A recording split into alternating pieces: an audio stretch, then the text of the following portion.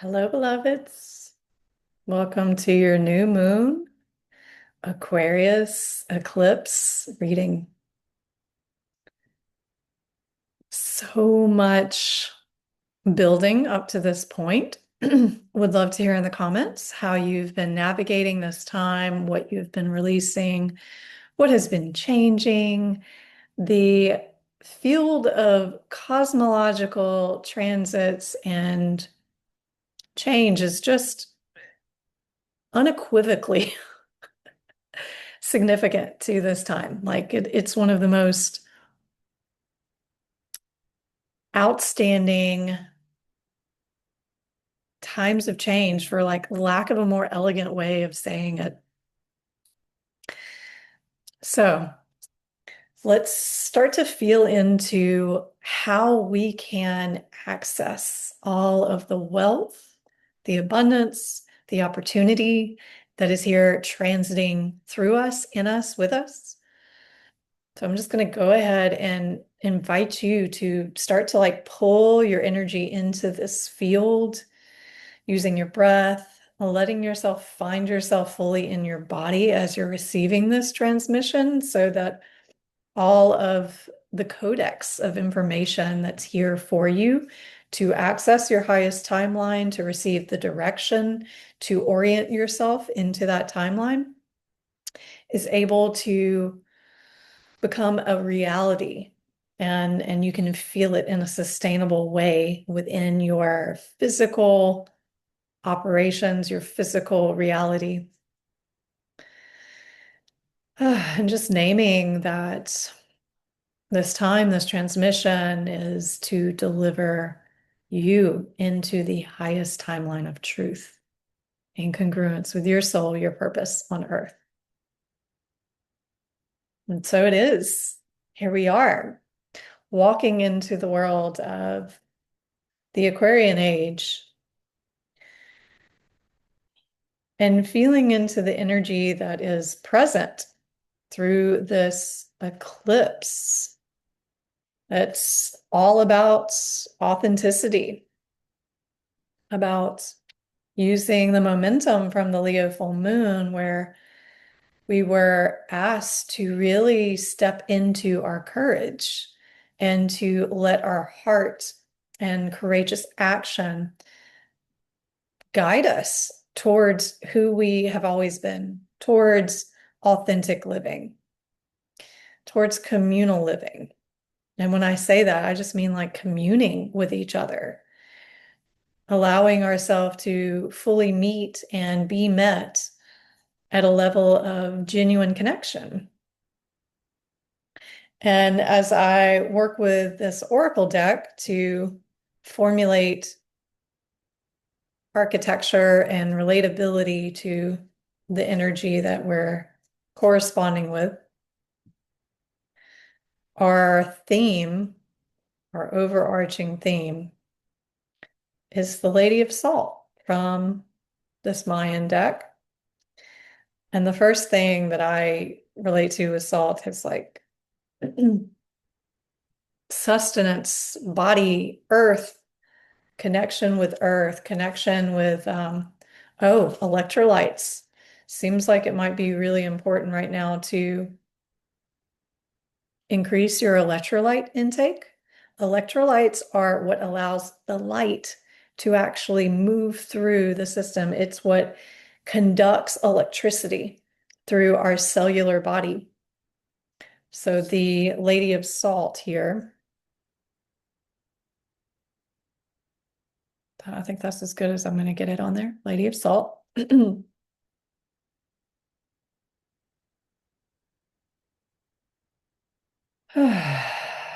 So she's one of the deities, the sisters of the rain.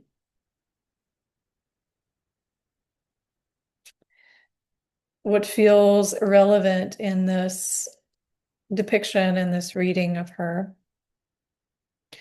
it speaks about how she discovered how to separate the salt using containers to hold the salt water and the earth. She was honored, she was adored, related to both the salt from the water and the salt that emanates from bodily fluids. That when she comes, she might be asking you to embrace your extreme sensual desires, the ones that are often accompanied by emanation of salty fluids. Or she might be reminding you to hold back, to refrain from indulging your senses, and to avoid excess. Take a moment to examine your life and see what you need to do to bring balance. So my interpretation is that this does have to do with electrolytes. This has to do with probably preservation of sexual energy, of being very mindful of your balance in your body with salt, with earth, staying contained, staying proportionate in what's going in and what's going out. This could be a really good time to take measures to do a little fasting, to check in with your body and see if it needs to do a reset.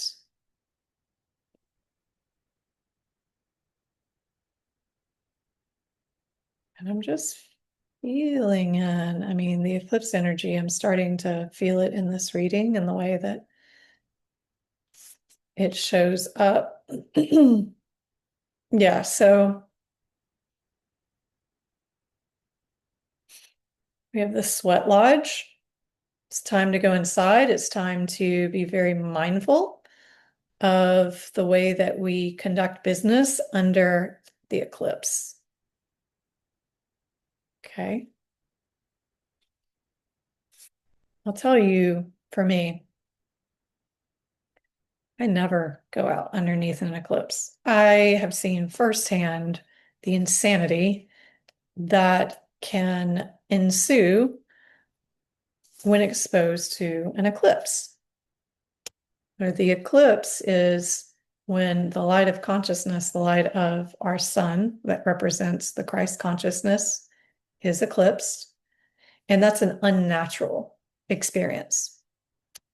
I'm not going to go into my rabbit hole of theories around that, but it's unnatural. So during that time, it is very wise to remain inside internally, but also externally, remain inside. Don't get out underneath the eclipse. I know it looks cool. I know that there's like a lot of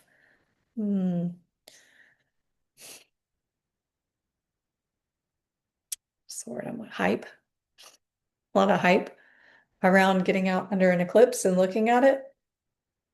But I can guarantee you, if you'll just do the experiment where you can track well enough your life, the state of your being prior to an eclipse and not going out under it, versus going out under an eclipse and tracking your life, what you're exposing yourself to are the discordant energies that come from disconnection from the light. Watch nature. What does nature do under an eclipse? Things get really quiet. You don't hear birds chirping. Animals don't move.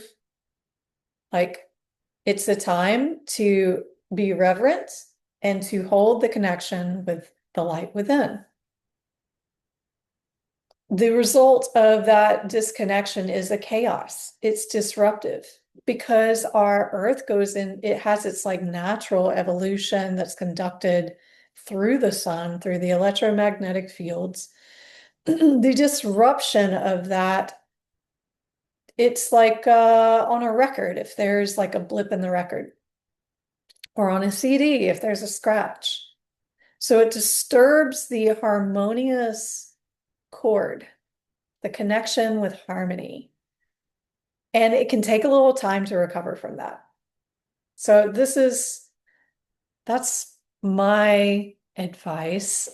Take it or leave it. It doesn't matter to me, but I do find that it's always an opportunity to become still, to sit, to witness, and to become more concentrated in our connection with spirit. Sweat Lodge says the same thing. Like, this is a time of purification. Get right with your body. Sweat. Again, this goes back to salts and to electrolytes. Balancing the elements of the body. So the wind of the mind, the fire of the heart and the gut, the water of the fluid systems, the lymphatic, the digestive, and the cerebrospinal, and then the earth, the salt, the elemental constructs of the physical body. And we have,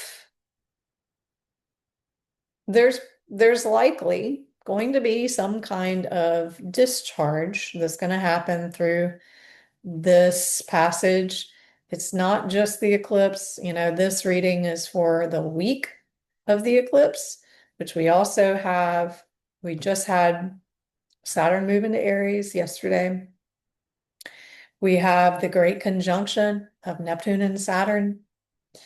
We have Jupiter, Venus, conjunct with this eclipse. And the message here is saying there's going to be a moment where something is going to occur. This could be a surprise. This could jolt you. This could be something that you have felt was coming, or you've gotten little, little omens about, because we're looking at the thunder. And this is this talks about tense situations that are being released. It says, do you feel like unnecessary drama is waylaying your life? Could you be exhausted from listening to others tell you their never-ending victim story? Or could you be telling yourself a version of the same? It's time for an about face. You're being warned that to continue on this path will cause you to regret your choices. Even if they appear benign or familiar, it's time to say no to drama, both yours and others. Focus on solutions rather than problems. You're worthy of a drama-free life. So this brings me to a point of something that I was just discussing with a dear friend, and something I have been observing myself for a while. And it's the matrix of fear. There's a lot of provocation to ensnare us in fear right now. And what we have to recognize is our responsibility to that. How much are we adding to that by obsessively ingesting information that causes us to be fearful, or by us speaking about it in a negative way, in perpetuating the complex of victim perpetrator, of just adding fear to the field, sharing it with other people. It spreads. It's an infection.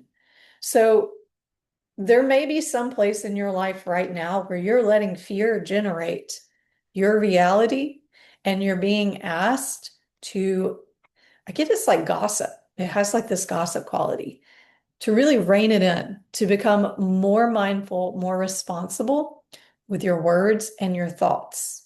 Stop entertaining it. Whatever it is that you need to do, this purification process is directly related to your ability to release yourself from that grid, that timeline, that matrix. That's what the matrix is made out of. That's the fuel for the matrix, is fear. Fear and grief and sadness. This is a time to journey inwards into the dark and hidden places in your soul to reconnect with the ancient earth wisdom.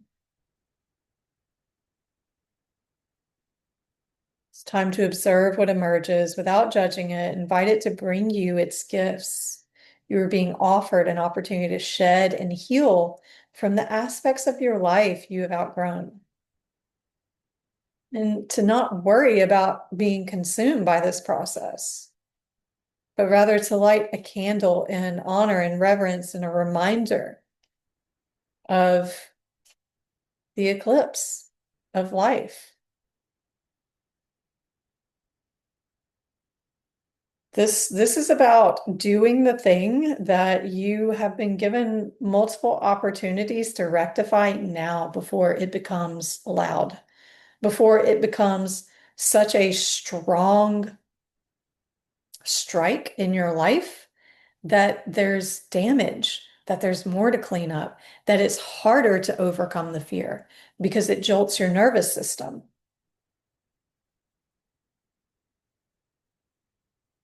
It says that you need to catch God on the whisper, not on the shout.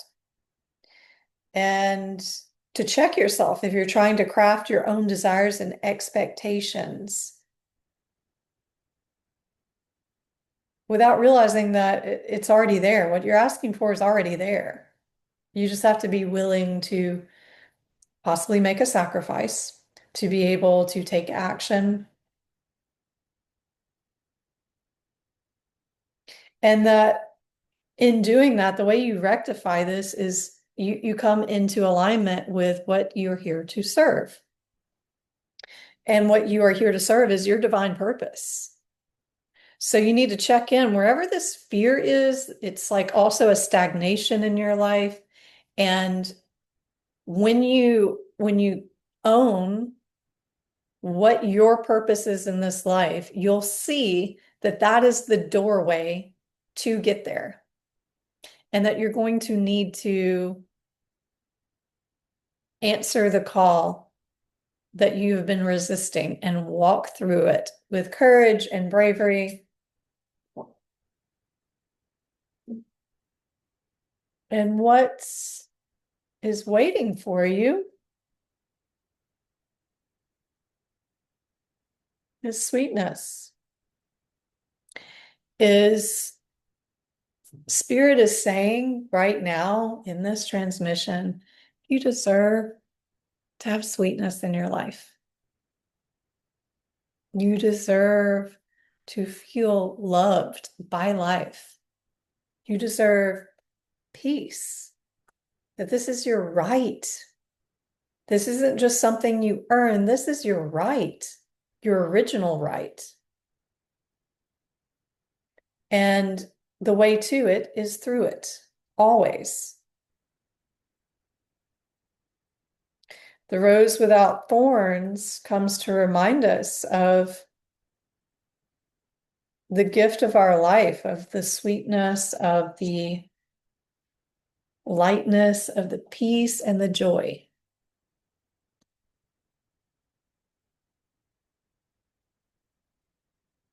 This is an invitation to dive straight into the sweetness of your life, to rest into the softness, to enjoy the delicious fragrance, to rest in and relish what it means to be currently alive in this body, to embrace all the beauty and bliss that life has to offer. You have a right to your joy, and the rose without thorns wants you to take every ounce of it in right now. To celebrate and lose yourself in the sweetness of your life. This is a rare moment in time of deep peace and enjoyment. You're being called to taste all that it has to offer, to drink it all in. You deserve every drop. You've worked for this moment. Embrace it now with open arms. It's safe for you to enjoy this, to welcome this, to embrace all of this. I feel like there's the dichotomy of holding both of these, of knowing there actually is something that you need to do right now in order to experientially know this sweetness, to allow it. That both of these polarities are here. There's a need to honestly progress on your path, which will likely mean that you've got to do some things that are uncomfortable or a thing in order to break through and feel the availability to that, the availability to this natural birthright of joy and peace and satisfaction and sweetness with life.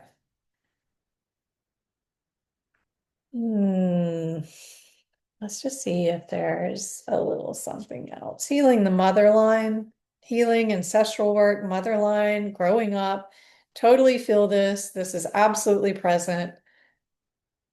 really connecting in with the earth grids, with our relationship with the mother, our relationship with the feminine, which is the relationship to healing.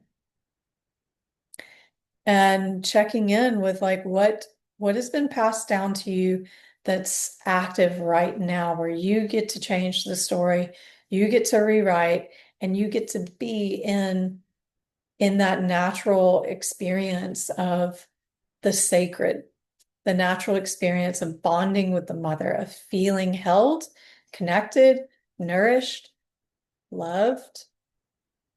How can you bring yourself into that?